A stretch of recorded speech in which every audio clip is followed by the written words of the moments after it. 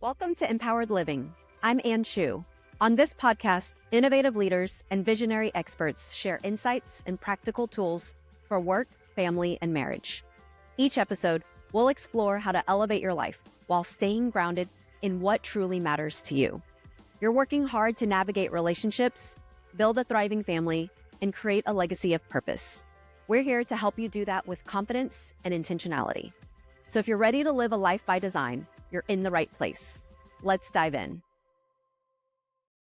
Welcome back to Mpowered Living. I'm your host, Sheu, and today's conversation brings a lot of energy and a lot of honesty. My guest is Matt King, speaker, entrepreneur, and CEO of GoBundance, a community for high-performing men focused on wealth, health, and purpose. Matt has built what many people aspire to build. But what makes this conversation so compelling is how openly he talks about what it takes to stay intentional along the way and not lose sight of what matters most while you're building. In this episode, we explore the risk of optimizing everything for ROI while quietly losing joy along the way. He shares how he's redefining what winning looks like through the lens of what he calls return on joy. We also get into leadership at home, what it takes to build a strong and healthy marriage, and the surprisingly powerful impact of asking for a do-over. It's candid, it's high energy, and it offers a fresh perspective on what it really means to live in alignment. Let's dive in. Matt, welcome to the show. I'm so excited to have you here today. Yeah, thank you so much, Ann. It's an honor to be with you. I'm excited to have this conversation. Same. Okay, let's dive in because there's so much I want to cover. I know that you are working with men and leaders, entrepreneurs in GoBundance. When you see these men hit major financial milestones, but they still might be feeling a little unfulfilled, what patterns do you see? What are you learning from those observations? You know, it's a really good question, and I love that you're going deep right away. I like to cut through the fluff as well. Yeah. What's interesting about that question in and of itself is I have yet to see somebody hit a financial milestone and not feel empty on the other side of it. Now, I've only seen probably 50 to 100 big financial milestones, so it's not like my data set is thousands and thousands and thousands. But and I have yet to see somebody hit a financial milestone and not feel empty on the other side of it in some way. I think all of us, myself included, have this delusional vision or belief that when we hit this milestone, said number that we put on a piece of paper, that the clouds will part and it will feel like we won the Super Bowl. And what's interesting about that is even if you study athletes who win the Super Bowl or athletes like Scotty Scheffler who have won so many golf tournaments will tell you that after the golf tournament, they have that same feeling of down. Because in our mind, we build up this vision that the clouds will part, confetti will fall, champagne bottles will pop, and all of our problems will be solved. But in reality, what happens is we recognize that money actually doesn't love us. It doesn't call us to say happy birthday. It doesn't call us to say, how is your day? It doesn't call us to say, hey, you've got this, keep going. It is just merely a number that most of us focus on because, look, money is good for the good that money can do. And there's no question in my mind that money is energy in our life. And so the more money we have, the more resources we have, the more life we have. But I have yet to find anybody, man or woman, who has achieved a financial milestone of significance that has not felt down. And I can tell you firsthand, and for me, my entire life growing up, my main goal was to be a millionaire by the time I was 30. I wanted to be a millionaire by age 30 more than anything else. Like it was my main focus. It was all I talked about. It was all I focused on. And I was not a millionaire at 29. And I had no clear path to millionaire status at age 30. And I remember calculating my net worth and I felt lost. I felt defeated. And then I will never forget, I was almost 31 and I was redoing my net worth. And I looked at our net worth and my wife and I had achieved $1 million of net worth. And I was so excited. And I went to my wife and I was like, hey, we did it. She's like, what's that? I'm like, we're millionaires. And I will never forget, Ann, she looked at me and she said, is that good? And I was like, huh, Like, yeah, it's good. This is all I focused on. Like, of course it's good. And then I sat with that question for a while. And the weird thing is, the next day when I got up, I put my socks on the same way. My coffee was made the same way. I don't drink coffee, but my coffee was made the same way. I went to the gym the same way. The garage door opened the same way. Like nothing changed. Yeah. And I was like, man, I thought when I did this, I would feel different. Life would look different. But I think that delusional vision is a lot of what we have as hard charging entrepreneurs or visionaries or humans.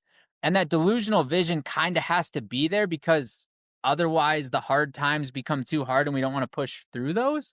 So we have to have this like grandiose vision of like, oh, it's going to be different. All my problems are going to be solved.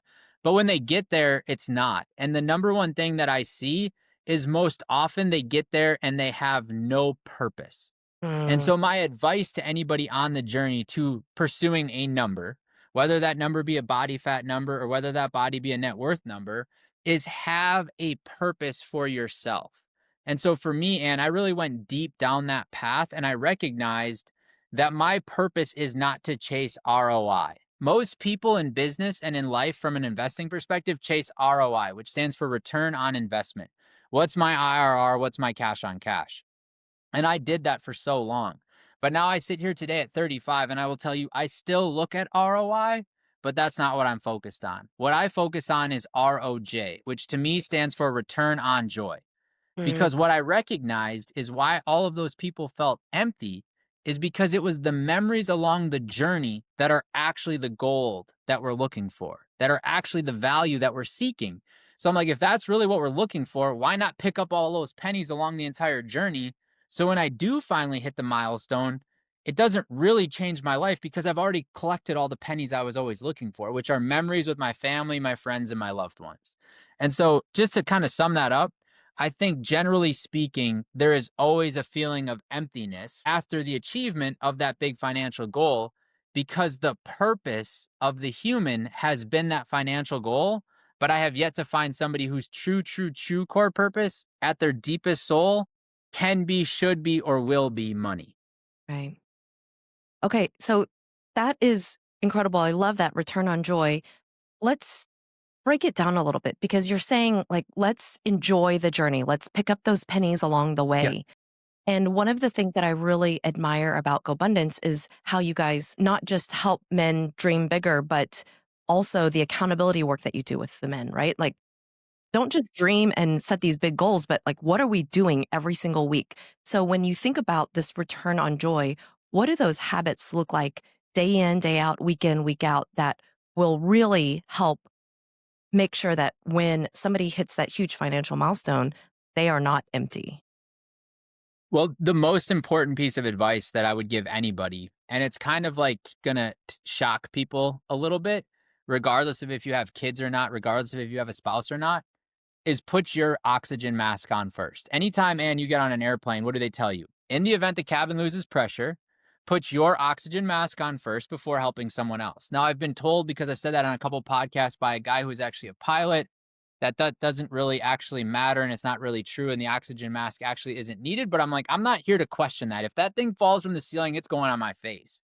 But why they say that is because if you can't breathe, how can you help somebody else? And I think the same is true in life. The most important habit we can build is making time for ourselves. And so for me, the morning is that time that I protect dearly. Like I protect relentlessly. And because I have three children, a 6-year-old, a 4-year-old, and a 1-year-old, and a beautiful wife at home, my mornings get compromised pretty damn quick. So what that's forced me to do is move my morning earlier and earlier and earlier. And now, like one of the things you'll learn about me is I have some very weird quirks or tendencies. And one of them is I do not like even numbers. And so my alarm clock goes off every day at 3:37. I get up and I go to the gym. We have a gym at our house. My morning is for me. And you have to take care of yourself. For some people, it's working out. For other people, it's meditating. For some people, it's reading. For some people, it's sitting with their coffee and reading the newspaper. Other people love going on walks. Some people like to play chess. Whatever it is, you have to put your oxygen mask on first. And I think that's the most important thing to build. That's the most important muscle to build from a habit perspective if you are truly chasing return on joy. Because if I don't take care of me, and I'm not happy and I'm not satisfied, then even in the most beautiful moments of my life, I will still feel empty at some point. And so I have to focus on me. And so I think the most important thing for us to focus on, Anne, is ourselves. We have to put our oxygen mask on first. I love that, and that's so we actually use the oxygen mask analogy in our workshop because Really? even yeah, because we're working with couples to help them get clear about their family values and vision and purpose and legacy, but we actually don't work with the couples until they've done their individual work. And so we have a one-day workshop called Know Thyself, where it is really about helping each individual put their own oxygen mask on first, getting clear about who they really are, what they really want out of life, so that they can show up as their full, whole, authentic self. And that's a prereq to do the couple's work because otherwise you're showing up as a partial version of yourself that isn't clear about what direction you want to head. And yeah, so we use that analogy too. I love that. Yeah, and in relationship, what I've found, and even personally, like what I've found is if you don't put your oxygen mask on first, what happens is resentment is built up. Yes. And and a lot of times in relationships, and I'm probably guiltier of this than most, we let that resentment build up in silence. And Yes. it's like all this pressure is being put into a bottle, and the more pressure that happens, the more pressure that occurs inside of the bottle. When the cap finally does come off, it's just this big boom explosion. And so for me, that showed up where resentment builds, resentment builds, resentment builds. And then, like, the most micro of micro things happens. And it's like World War III. And it, like, will catch my wife off guard, and it even catches me off guard when I sit back and go, like, am I really losing it over her telling me to put my shoes away? Like, is that really that big of a deal? Like, yeah, those shoes do have cow poop on it. They shouldn't be in the house. She is right, but, like, boom, I explode, right? And so, I think if we don't put our oxygen mask on first, what happens is that resentment builds, Mm, and then that's what leads to conflict mm, because we don't address it earlier. And we're not addressing it earlier by saying, here are my needs, here are my wants, here are my desires. Let me communicate those to you. And the reason most people don't communicate a man is because they don't know them. They don't sit down and actually give thought to, what do I need for me? yes. Yes. 1000%. And, it's so interesting because I have a personal, like, I know exactly what you're talking about with the resentment. Like, my husband, Sonny, loves to mountain bike. And when I get frustrated with him going mountain biking, it's not because he's mountain biking, it's because I haven't taken the time to do the thing for me, right? I'm resentful of him doing something for himself, but it has nothing to do with the mountain biking itself.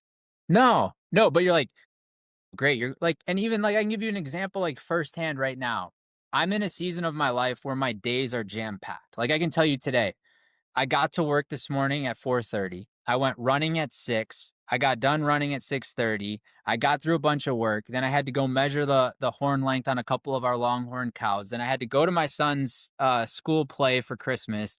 Then I had to go to the bike shop to get my bike fitted for this crazy thing I'm doing next year. Then I'm here talking to you. My days are full. And I Yeah. go home and my wife is like, "Yeah, I went and saw my friend and I did this and I did this." And I'm like, internally, I'm like furious, but Yeah. then when I really sit with it and I really look back on my vision, it's the exact vision I always had for my life. Like, it's everything I ever wanted for her and I wanted for my kids. But because I have not been able to put my oxygen mask on as much as I would like, I have this resentment building up. And I even talked to her about this, like, literally last night. It's so ironic we're having this conversation. And I said, "Hey, I recognize that I've been frustrated at me, but I've been deflecting that as frustration to you, and I just wanted to apologize for that." She's like, "Cool. Like, thanks for your awareness. Like, tell me about that. What do you need to be doing? What do you want more of? Like, like, let's talk about this." Yeah. So, when you talk about putting your own oxygen mask on first, what does that mean for you and the men that you guys work with at GoBundance? Because I know what it means for us at Empowered Journey. I know the work that we're doing with them, but like for you guys, what does that look like? The first thing again is getting clear on what you truly want. I mean, Mhm. I think if I said, "Hey, how do you put your oxygen mask on first?" most people will answer the question, but they'll kind of, excuse my language, bullshit around it. They'll be like, "Oh, I need to work out in the morning and I need some space on Saturday and I need to cut the grass." Like, okay, cool. But, like, let's go really deep there. Like, what do you truly need? So for us in GoBundance, it always starts with a vision. Like, if you don't have a vision for your life, the first person you meet every day will give you their vision. And most often, It's problems. It's like, hey, here's my problems. Let me pass those to you. Thanks. Now those are your problems. Go deal with them. And if you don't have a crystal clear vision for your life, you just accept those problems, you take them on, and you say, cool, let me go help you. And even in that example, right? A lot of the times when we help people, at the end of helping them, there's some sort of resentment because it's like, why was I doing that in the first place? Or like, they never do that for me, right? And they didn't, they might have asked for some help, but you probably probed them to say, "Hey, how can I help you? What's going on?" So you have to start with a vision. Once you have a vision, I believe the next step is actually setting goals. And so if we keep this airplane analogy going, the vision is, "Hey, this airplane is taking off from New York and it's flying to LA." Great, we've got a vision. Now the goals are all the checkpoints along the way. So anytime you've ever seen a flight plan, and if you haven't seen one, you can look it up. There is not an actual flight plan that says New York to LA one direct shot, right? It is like 3 degrees this way, 5 degrees this way. It's constantly changing the heading of the aircraft and it's constantly going through these different checkpoints. And for an airplane, what the checkpoints are different radio towers, right? So it's like heading this way to that tower. Once you go to that tower, they tell you to go to this tower. Once you go to that tower, like you move on. So in your life, you have to have goals, and goals are just checkpoints on the way toward your vision. There are ways to keep you in alignment with where you said you wanted to go. And for us in GoBundance, it starts with the vision and then it boils down to the goals. And once you have the goals, what I have found is the missing sauce for most people is accountability. Mm, Everybody starts off the year and with the best of intentions, yeah. but very few people truly have accountability. And so what happens is I'm going to work out 32 times this year. Okay, cool. Well, January slips by, February slips by, all of a sudden maybe your knee hurts a little bit, and then you get to March and you've got 0 workouts in. And you're like, yeah, I don't really want to do those workouts anymore. But nobody else knew about it. Nobody else can hold you accountable. And maybe the few people that did know about it are the people that love you the most. So they're going to tell you what you want to hear, not what you need to hear. So Yeah. in GoBundance, it's vision, it's goals, and then it's accountability. And the accountability is that check in to make sure you are still doing what you said you wanted to do. In a sense, living in alignment with your word. Because it's very easy, especially in today's day and age with technology and devices and emails and texts and distractions and stranger things and all this stuff, like to get pulled off your vision, to get pulled off your goals. And all of those things are somebody else's vision for your life. And I heard this stat the other day. On average, in today's modern world, we American citizens see over 10,000 advertisements a day, but we don't even know it. We don't even realize it. And if you just like think about that, you're listening to the radio on the way to work. How many ads do you hear? You drive past how many billboards? You drive past the McDonald's sign. You drive past the Sitco sign. You go open Facebook. How many ads? You open Instagram. How many ads, right? Like you open your email. How many junk emails of ads? So those are all other people's visions trying to impose on your life. And if you're not crystal clear with your vision, your goals, and have accountability, it's so easy to stray off that path. And so for us in GoBundance, it's all about vision, it's all about goals, and then it's about accountability. And it's not just the financial piece. It's like you said you wanted to be a good husband. You define that by 15 date nights. Here we sit at November 13th. How many date nights have you done? 12. You've got 3 more to go. When are you going to do it? Between now and the end of the year. Great. Put them on the calendar now. Oh, well, I don't know. Like, no, text your wife right now. When are you going to do the date nights? Okay, cool. Now text the babysitter, get that set up. Great. They're on the calendar. Babysitter is booked. Now those can actually occur without any distraction getting in the way. It's beautiful. I love that. So when you think about the man that you're becoming, what qualities are you intentionally cultivating? What are you working on personally? Um, so the first and I think the most important thing is my health, because without my health, I don't think I have anything. Again, young kids, I want to be healthy. I'm 35, which is relatively young, but I'm kind of looking at my life going, average lifespan of a human in today's modern world, maybe 80. Okay, so Hmm. I'm like almost halfway on the ruler. Like that means I'm getting closer to less time than more time. Like that's not really the most comforting feeling. So the first thing is my health. And I've gone on a health journey the last 2.5 years to really get my health dialed in, to really focus on my health. And now I take that very seriously.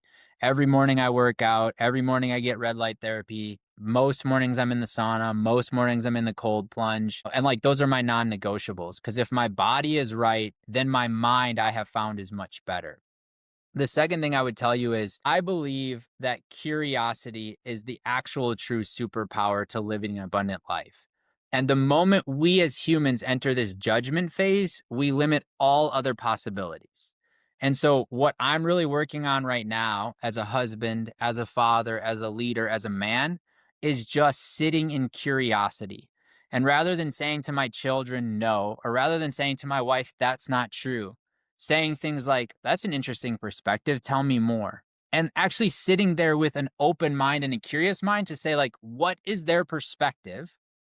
Let me accept that perspective and then respond in a manner that feels right to me, not just in a manner that, subconsciously I want to trigger respond to. And I think if we can all sit in curiosity more, my belief is the world will be a more beautiful place. My belief is the world will be a more abundant place.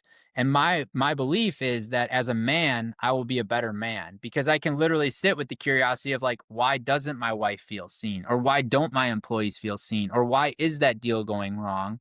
Rather than sitting in the judgment of like, that operator sucks, that deal is terrible, my wife's crazy, whatever those judgments are, right? And the dangerous part about it, Ann, is judgment is the safer way out. It's the faster way out. And so that's the default for most of us is just that's on them. They suck. They're bad. They're wrong. I'm right. Curiosity challenges us and challenges us in a very deep, sort of like introspective way. And so, like, for me, it's health and curiosity. And really, if I can remain curious, I think I can develop and evolve into whatever version of the man I need to become in whatever situation it is, whether it's being a father, being a husband, being a leader, whether it's parenting a 6-year-old or a 16-year-old. Like curiosity, I think is the golden goose, if you will. And if somebody's listening and they're like, yeah, I want to be more curious, but they have a lifetime of jumping to conclusions, attacking, defending, right? What's that first baby step to slowly rewire their habits, their responses? Because they've been doing it one way for their entire life.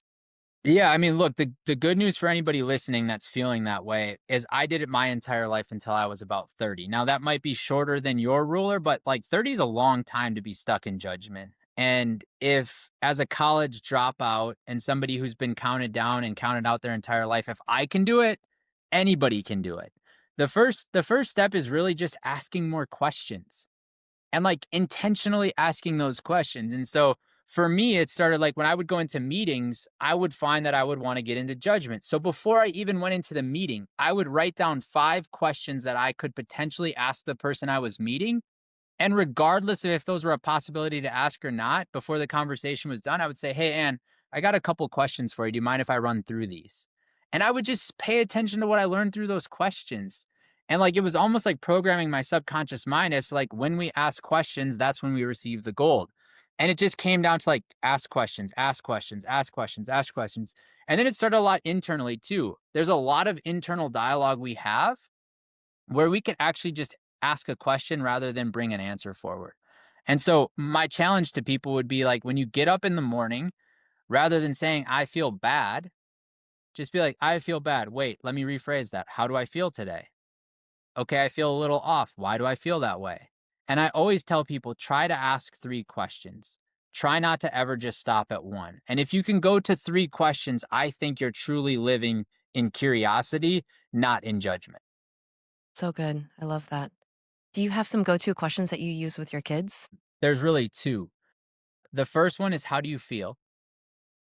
Is anytime the kids lose their shit, anytime the kids are excited, like it's just like, hey, tell me how you feel. Like that's a way for me to slow it down, get them kind of thinking about themselves, get them sort of centered in their body and their mind, and get them kind of like curious. The other question I love to ask my kids is like, what else? What else? Like Yeah. it's just such a simple question. Oh, I feel mad. What else? I'm just so frustrated. What else? Well, I just don't like that he did this. Okay, what else? Well, I really wanted to do that. Okay, so if you really wanted to do that thing and you were really frustrated that he did that to you, which made you feel this way, do you think responding in that manner is making him feel the same way you're feeling or a different way? Same way. Like, okay, well, if it hurts you, do you think the right way to help this situation is to hurt him? No, but I just don't know what else to do. Okay, would you be open to me giving you some ideas? Yes. I'm like, hey, maybe saying things like, hey, Bodie, would you be willing to let me play with that? And if you do, I'll let you play with this thing. So then my daughter Rylan tries that and boy's like, yeah, sure. And they swap toys and was like, okay, now how do you feel? She's like, that was good. I'm like, okay, cool. And the crazy thing about kids, Ann, is you have to do it like 100 times. Like they don't just pick this stuff up like instantly. Like it's ironic that they pick up instantly that chocolate is good, ice cream is good, sugar is good. Like they pick that stuff up instantly, but like the new habits, they don't pick up instantly. And as a parent, I really struggle with staying patient. And Mm, there's a lot of times, end of the day, I'm exhausted. We brush our teeth every day, and I catch myself failing at this. mm, And the beautiful thing I've learned is we can always ask for a do over. And so there are days when the next morning I will not like how I responded, and I'll go to Rylan and I'll say, hey, could I have a do over tonight? And she'll be like, a do over for what? I'll be like, I don't like how I showed up at bedtime. I don't like how I led the conversation around brushing your teeth. Tonight, can I have a do over? And most often, she'll respond and say, can I have a do over too? Or I'm sorry I acted that way. Or like they're more aware than you realize. And so you can mm. always ask for a do over. You can ask for a do over with your employees. You can ask for a do over with your friends, your spouse, whatever. Like just, hey, I got that wrong. Can I have a do over? Yeah, beautiful. I love that. Okay, so when you think about your most important roles of husband and father, what practices, you talked about getting up at 3:30, 3:37 every morning, but outside of that, what other habits, rhythms, practices do you have to help you stay grounded as a husband and as a father? I love journaling. I'm not the best at it, so there's moments where I don't do a great job, but I love self-reflection, to just ask myself questions and just sit with myself and be with myself. So I spend a lot of time journaling, thinking, writing, texting myself, writing in my notes, like just kind of like journaling and documenting. I think that's a good habit for me. Another one for me, Ann, is I start my year every year on December 1st. I recognized about 4 years ago that most people sleepwalk from Thanksgiving to New Year's Eve. And I just found it delusional to think that I would wake up on New Year's Day a changed human and actually be able to create the change and transformation in my life. So I just made a simple tweak. I redefined what the new year was for me. Thanksgiving is my New Year's. December 1st is day one of my year. And what's funny about that is the first time I did it, it made it feel like I had 13 months to everybody else's 12. And if I've got 1/12 more of the time, I'm guaranteed to win. And now, still to this day, every year, December 1st, while people are trying to wrap up their year and kind of coasting through the holidays, I'm like sprinting to the new year. And it just makes me feel like I have more time than people. And that's the only thing that I have not been able to figure out how to make more of is time. I mean, I understand like the leverage can give you a little bit more time back, but I still have the same 24 hours in a day. And so, like, for me, that's like the biggest sort of like hack or tip that I have. Then there's other things, when I try to get home every day, trying to have family dinners, trying to pray before dinner, like there's other like little micro things, but a lot of those ebb and flow with the travel of work or the kids' schedules. Like, tonight, for instance, my daughter has tumbling. And so my wife and kids won't get home till 6. So rather than saying, like, okay, cool, I can stay late at the office, which I will still be able to do a little bit, I ask my wife, like, hey, what do I need to do for dinner? Okay, well, this is what we need. Okay, cool. If I get home a little early, and dinner is all prepped and the house is relatively cleaned up and the kids stuff is all ready for the bath routine and all ready for the bedtime routine, is that going to make my night a little bit better?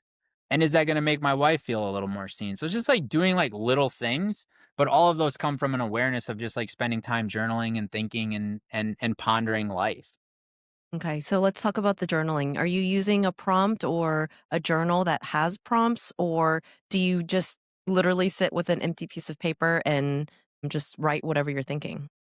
Most days I sit with an empty piece of paper and write whatever I'm thinking. There are a lot of days though where I feel stumped and I don't know what to write about. And the cool thing is a lot of people now are using AI. I think some people are overusing AI, but that's a whole nother tangent. But I think, everybody generally speaking is using AI.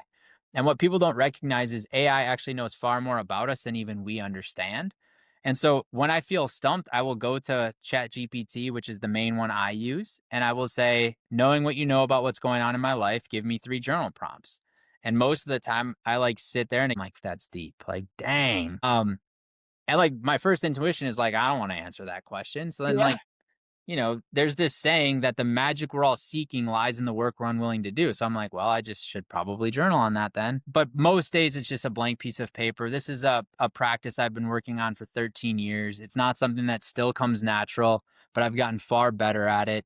And it's usually just like, what am I thinking? And I always start with like, how am I feeling? What's going on? And like, that's kind of the first question to myself. I'm just like, man, life is good. Life is full. Like literally yesterday, I wrote in my journal, I always dreamed of having a seat at the table. So who am I to complain about having a full plate? And then I just Mm, kind of let the words spill out from there. And like, this is what this feels like. This is what this feels like. This is what I thought it would look like. This is how I could do better. This is where I'm dropping the ball. This is what I need to do more of. This is what I need to do less of.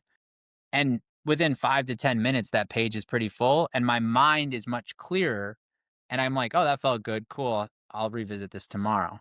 Now, the one practice I'm working on this year is going back and actually rereading some of those journal prompts and those journal responses, because my sense is I write a lot of the same thing over and over and over again. And so I want to reflect on, if I'm writing it, how do I then create change and transformation from it? And that's like a new practice for me that in 12 months, I'll be able to report back and tell you what that felt like or looked like. But I've been very resistant to doing that previously because I kind of feel like a broken record at times in my journal.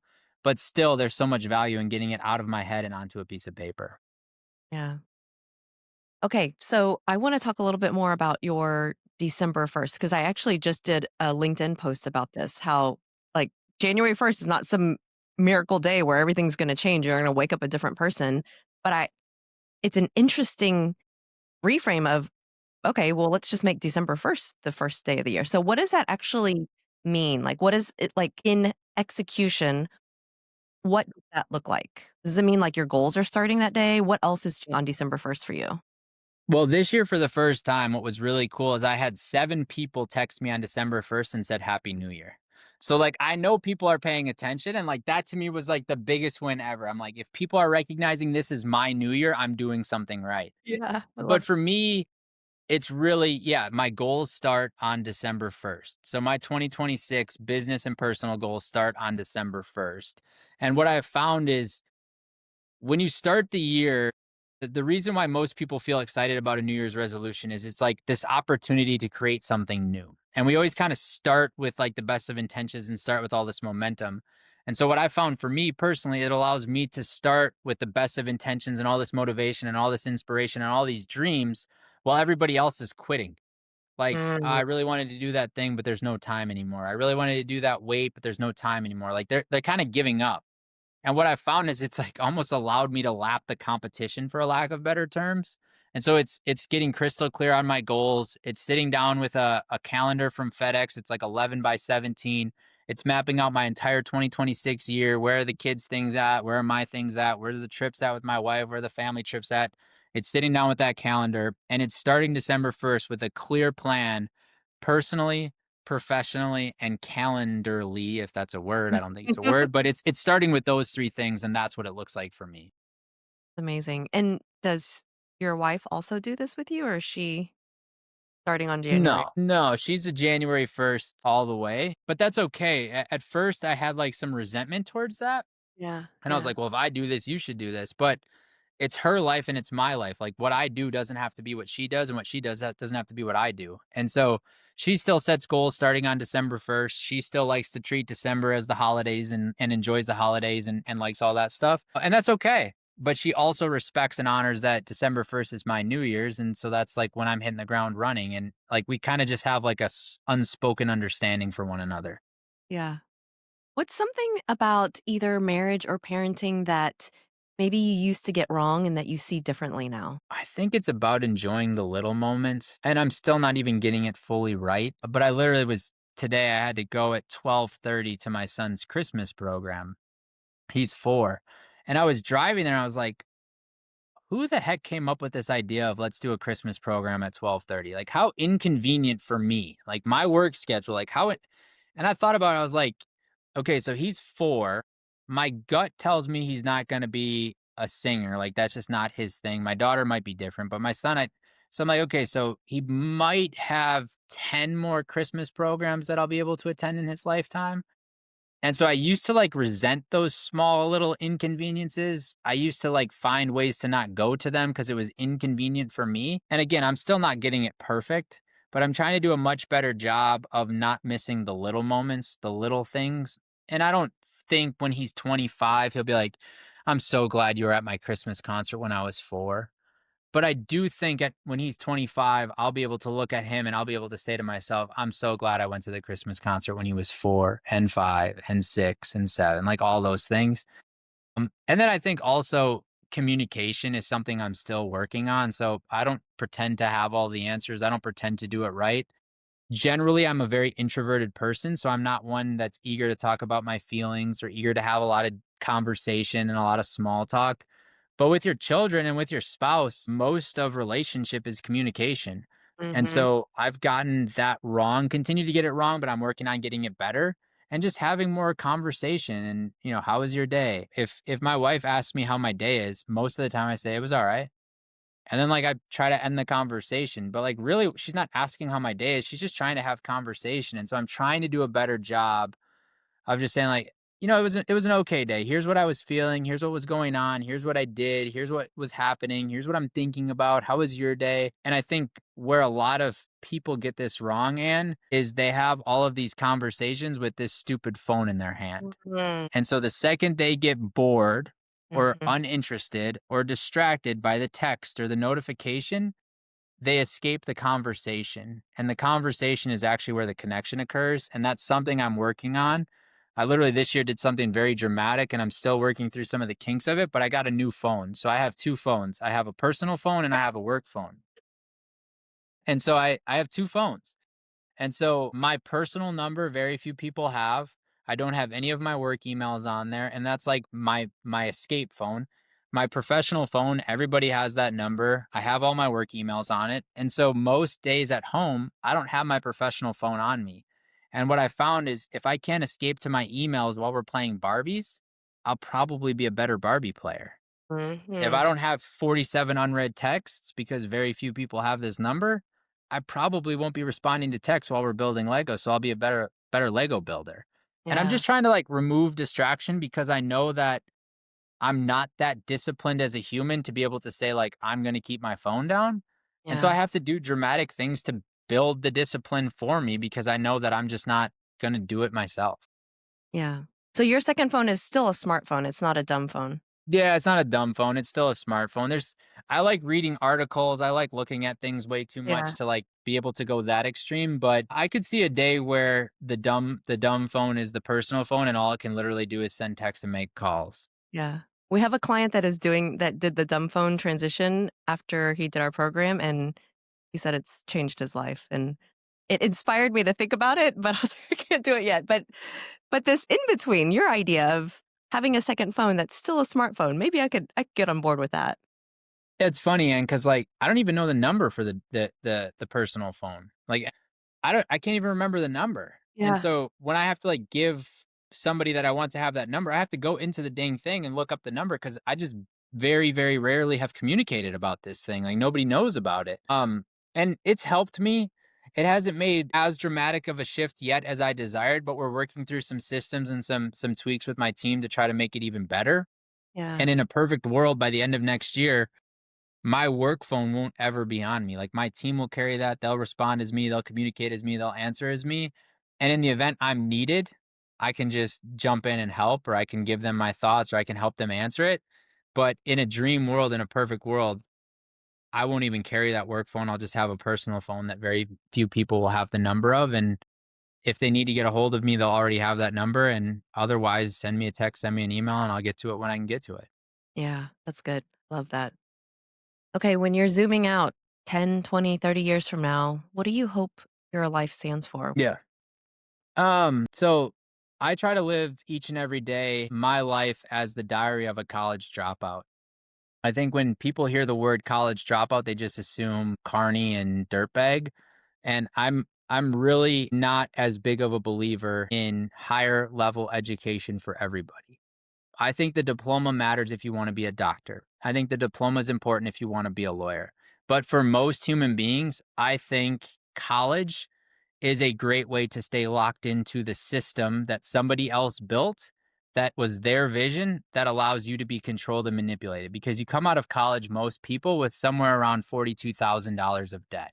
And that debt is like a 10,000-pound gorilla that hangs on your back for eternity. And it blows my mind, Anne, that at 18 years old, we'll let kids go into the military. At 18 years old, we'll let kids take on 40, 50, 60, $80,000 of debt. But at 18 years old, we won't let people buy a house because they don't have the credit yet. So Mm, you can't have an asset yet, but we will give you all of these liabilities and mhm. all these risks. It just blows my mind. So what my life stands for more than anything is, as the diary of a college dropout, really living into the motto as to why not me? Somebody's going to start a business. Why not me? Somebody's going to have a private plane. Why not me? Somebody's going to be able to provide for 50 employees. Why not me? And I'm living that already. Like, we bought a ranch just outside of Austin, Texas, and we're in the process of moving to that ranch. And when we got the ranch, I got connected to some people that said you could own zebras. I'm like, well, if you can own zebras and somebody's going to own zebras, then why not me? And every single day I drive up to our property, this is where I work too. Every single day I drive up and I see those two zebras that are a year old. And I'm like, we bottle fed 4-week-old baby zebras with our kids. If I can do that as a college dropout and a kid that grew up in the Midwest that knew nothing about ranching, what the hell else can I do? And so, as we're in the process of moving to the ranch, one of the things we're like intentionally designing the house around is, I want to own a giraffe. And people are like, why the heck do you want to own a giraffe? I'm like, why the heck wouldn't I? Like, if you can own a giraffe and you could literally wake up every day and go outside and be like, holy shit, there's a giraffe. I literally think it removes all limitations from your life. And the other really cool thing about it is, in this sort of like thesis of the college dropout and in this sort of idea of why not me, what's really neat is to see everybody else have those experiences too. So other people are bringing their kids to bottle feed 4-week-old baby zebras, and other people are going to bring their kids to feed a giraffe. And that memory for me is all I look for in legacy. Is like, when people hear the name Matt King, I want people to think he was crazy as shit, but damn, he did some cool stuff. Yeah. And if I can do that, I'm good. I'm good. I want my kids to be able to, like, at 30, I want my kids to be able to say, like, what would dad have done? Like, he would have ran the 100-mile race without training, which I'm doing in February. Like, I want them to be like, well, if dad could ride a bull and he wasn't a bull rider, like, I can absolutely do that thing. And that's legacy for me. What about for GoBundance? What are you hoping the impact of GoBundance will have on future generations? You know, I'm a big believer, and in the ripple effect. If you take a pebble, you throw it in the water, the ripple effect happens. The same is true of humans. You and I connect. You're going to impact me. I'm going to impact you. Maybe you take that impact and give it to somebody else. Maybe I take that impact and give it to somebody else. They give it to somebody else. They give it to somebody else. So my hope, my dream for GoBundance is that we're able to impact 10 million lives. I just want to impact as many of our members in deep, meaningful ways that shakes them enough to go impact their family, to go impact their employees, to go impact their community, their church, whatever they're connected to.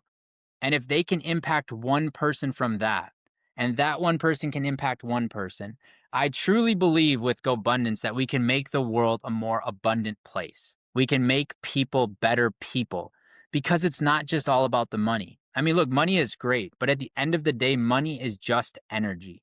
And so if we can truly change people and help them see life in a different way, and help them recognize that anything they dream of or desire is possible, and they can have it all, the family, the health, the business, the relationships with God, whatever, they can have it all.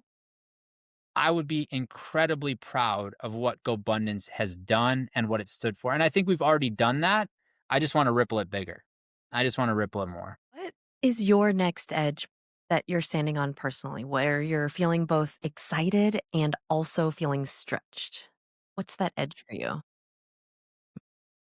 It's two things. And the first one is a harder one for me mentally, but my next edge is doing a better job of delegating. I learned very early on from, like, almost like a father figure to me, a mentor, my boss, the guy I work with, business partner, that in business we have to go, I do it, we do it, and they do it. And for some reason, I am stuck in we do it. I don't know if it's from significance. I don't know if it's from guilt of asking people to do things for me, but I am stuck in we do it. And my next edge is really transitioning to the they do it. But my next edge for me personally and professionally is on May 27th. I am kicking off a bike ride from the border of Mexico, literally in Mexico. And I'm going to ride over 1,800 miles on my bike over the course of 15 days to the border of Canada.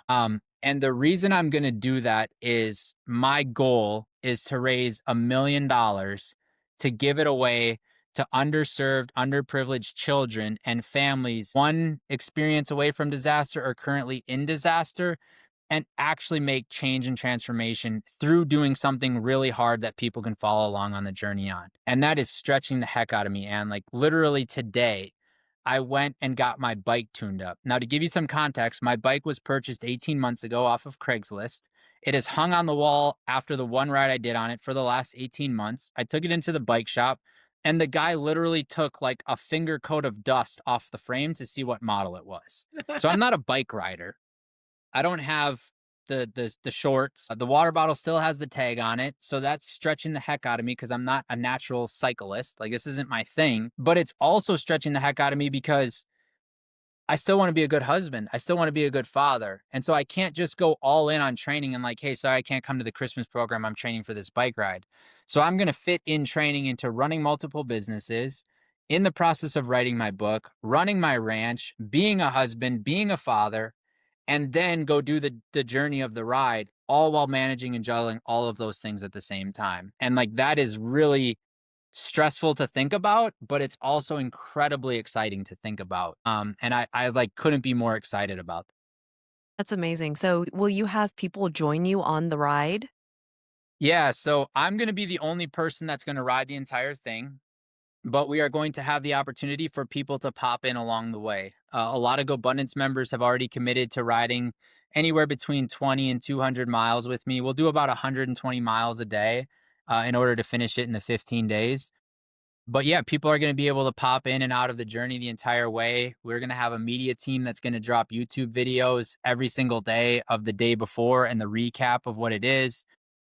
We're going to have a crew chief that's constantly updating the route and telling people we're rolling through Austin at this date on this time. If you want to join for 20 minutes, 30 minutes, an hour, 5 hours, it doesn't matter. And yeah, we're going to bring a lot of people along on the journey and just have really cool conversations sitting on a bike, moving our legs for 8-ish hours a day. That's amazing. So, we actually had friends that did West Coast to East Coast, and we joined them for a weekend, and we did the leg that was like to Michigan into, I guess we had to go into Canada and then back into Michigan. And it was the first time that I literally, as we started the ride that morning, it was the first time that I ever clipped into a bike. I was like, okay, I guess I'm going to learn this right now. So it was That was good. literally one of the questions the guy at the bike shop said. He's like, "Do you have shoes?" I'm like, "Yeah." He's like, "Do they fit?" I was like, "I don't know." He's like, "What do you mean you don't know?" I'm like, "I never tried them on." He's like, "Do you know how to clip in?" I'm like, "No, but I'll figure it out." But yeah, I want people to join. I'm hopeful people will join. I think it'll be really cool for me, especially when I'm in like the depths of my own hell and my body hurts and my mind hurts and I want to quit to just hear other people's stories. Like, and my main question I'm going to ask people is like, who are you riding for? Because all of us in our lives know a family that has experienced disaster or tragedy, or a child who's been underserved and underprivileged. And so my question to every single person is going to be like, who are you riding for? And I think a lot of those answers are going to be my mom, who was a single mother of 3 and worked 2 jobs, or, my dad who lost his mom and his father at 14, or my cousin, or this kid that I've been mentoring. Like, and hearing those stories is what I'm really excited about, because then we're going to be able to, on this journey, find people who are experiencing that there in the moment and go to them. And if it's a single mom working 3 jobs with no car, be able to be like, hey, we're just going to buy your car Mm. and here you go. Now, it's not going to solve all your problems, but it's going to make your life just a little bit better. And seeing like the joy that that brings people and the relief and the hope that that brings people, I think is going to be incredibly inspiring. I'm pretty sure it is, but I don't Yeah, know what really I'll absolutely. truly feel until I actually get to see it. So, where can people learn more about this ride, learn more about you, or even Yeah. GoBundance? Yeah, so the ride will be on GoBundance, so GoBundance.com. It'll be all over my social media. So on Instagram, it's at mattking.atx. It'll be all over YouTube. So just Matt King ATX on YouTube. It'll be all over there. And then we're gonna have a lot of stuff that's coming out about it. We're actually gonna do 2 pre-ride camps down here in Austin that will invite people along on those pre-ride camps. We're gonna test the gear, we're gonna test the van, we're gonna test like because I don't cycle. So I mean, even the guy today at the bike shop's like, what brand of what did he even call it? What brand of overalls or something like that are you gonna wear? I'm like, what are those? He's like, oh, those are like the shorts that have he said, what brand of bibs? I'm like, I don't know. I don't plan on wearing a bib. He's like, no, you want bibs. I'm like, what's a bib?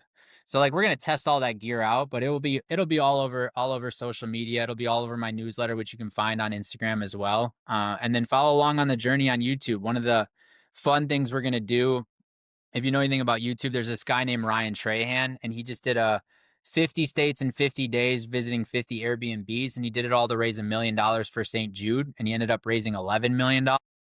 And so we're gonna mimic one of his ideas because my belief is the best thing we can do in life is R&D, which most people think is research and develop, but like for me, it's rip off and duplicate. Success leaves clues, and copying is the greatest form of flattery.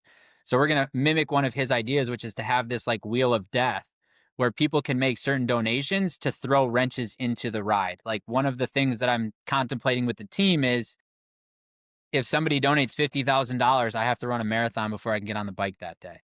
Or if somebody donates $50,000, I have to ride a bull again. Because the last time I did it, I ruptured my Achilles tendon. So like we're gonna make it really fun, really interactive, because we really want people to feel inspired by the cause and the mission and see the actual change and transformation, but then actually get enjoyment out of watching somebody suffer. Like it's gonna be fun and entertaining to see like what wrenches get thrown in our way. Yeah. And that your ride starts when? May 27th is when we're going to depart. So we're going to depart from Mexico. We're actually going to go across the border, and I'm going to actually try to ride through Border Patrol on my bike, which I don't know how that's going to work, but I'm going to try to do that. And it'll be right around Harlingen, Texas. And then we'll go straight up the country and end at the border of Canada, somewhere in North Dakota. Okay. Well, we are going to drop links to your social and to the GoBundance website into the show notes. It has been such a joy to have this conversation with you today. I've learned so much. I appreciate you. Love what you're doing and can't wait to follow along on your ride. Yeah, it's been an honor, Anne. I love what you guys are doing at Mpowered. I think it's incredible to make sure people have a clear vision for their values, their morals, their ethics, how they lead their family, how they lead themselves. And it's been an honor. You have really good questions. You went way deeper, way faster than most people are willing to. So I really enjoyed this. Thanks, Matt. Appreciate you. Thanks for tuning in to Empowered Living. I hope today's conversation sparked some inspiration and gave you tools to live more intentionally in your family, work, and life. If you enjoyed our episode today, be sure to subscribe so you never miss an inspiring story or actionable takeaway. And if you know someone who would love this episode, share it with them. Because living an intentional life is better when we do it together. Until next time, remember, the life you want doesn't happen by chance, it happens by choice. Let's keep creating it, one step at a time.